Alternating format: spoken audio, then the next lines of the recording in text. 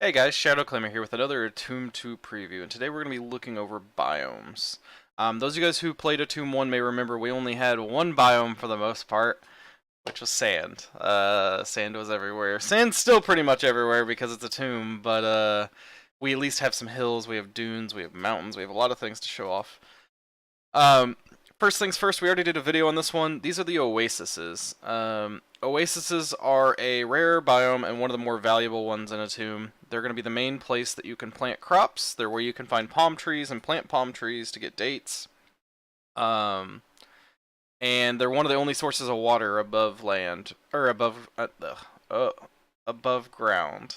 On the flip side, we also have dead oases. Dead oases are a trick that exists. They are also a sub-biome, but they are covered in limestone gravel and cracked limestone, and their palm trees are fake. They're made out of deadwood and some deadwood leaves, which is a little bit of a fake out and a little bit painful when you're looking for an oasis and you find one of those, but those are a thing to keep an eye out for. So besides the oasis, we have a new biome called a Deadwood Forest. You can see it here in the horizon. These new trees are called Deadwood Trees. They were actually set up and the algorithm for them made by Rebel Keithy. Deadwood trees are available in a lot of the biomes, but are really common in the Deadwood Forest biome. Deadwood forests are pretty scary and creepy, honestly. They're full of dead grass, they've got shrubs everywhere, they have these mushrooms called Anput's fingers that if you touch you actually lose a little bit of your saturation and hunger. These trees, at least when you break them, if you break the log, it breaks all the branches that are attached to it, which they then drop as sticks, which is kind of cool. Deadwood forests, however, are great for finding ruins and pyramids because they really stick out. Unlike sand plains, which is just wide open, Deadwood Forest kind of gives you some places to hide and ways to, like, you know, duck around corners or use trees for cover, which is nice. But it also gives your enemies that same advantage.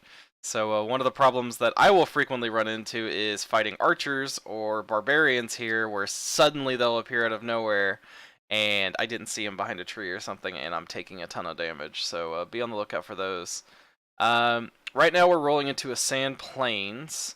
Sand plains, for the most part, is very flat. There are some rolling hills and stuff, but really they lack a lot of verticality. And it was done on purpose. We want things to stick out here, especially these individual trees you find. You can see the pyramid in the distance, ruins, all that. Like sand plains are really meant to be a wide open and really dangerous place, especially when you run into nomads. Nomads will pelt you with arrows from far away in a sand plains because they can see you and they're accurate. What we're going to roll into here, I believe, is either sand hills or a limestone mountain. Limestone mountain. Limestone mountains, as you can tell, are way up here. Climbing these is really hazardous in Atum. They sit very high up off the ground. But they're beautiful. Like, really, I'm a big fan of the way these look. I think they give some real, like, depth to Atum, and they're great in the backdrop. So, like, you can kind of see some over here in the distance as well. They really bring Atum to life. The verticality breaks up the sand plains a lot. It makes it look really cool. You won't find ruins or pyramids in a limestone mountain. You will find our new structure called the Lighthouse, but we'll do a whole video on that one soon.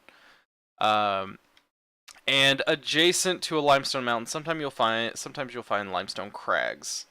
Limestone crags are another high verticality type of biome, but they also tend to nestle and be flat as well.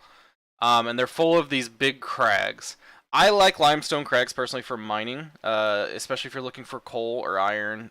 Usually you can find it here, depending on the height.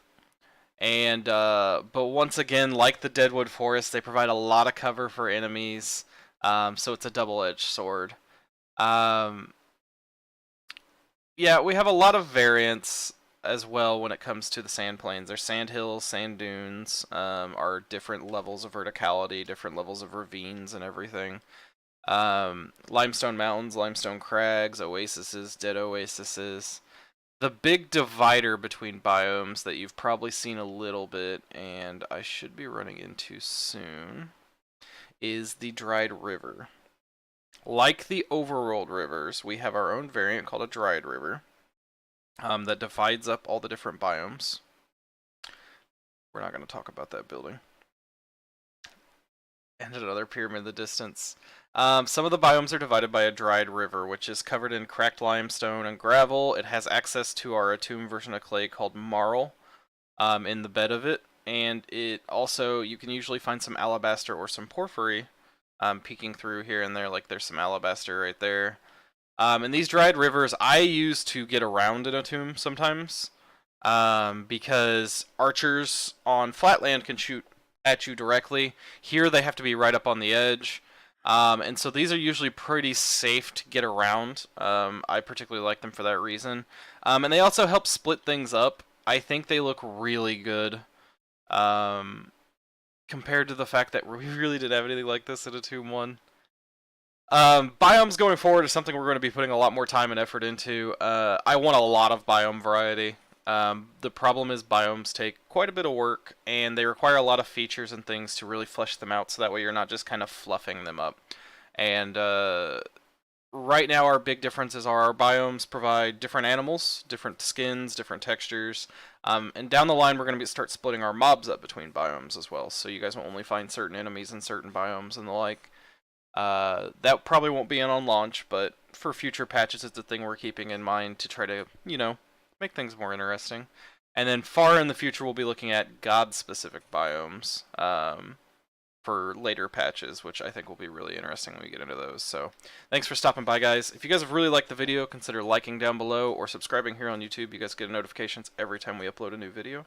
And I'm hoping to get one of these previews to you every day, so stay tuned for tomorrow's preview.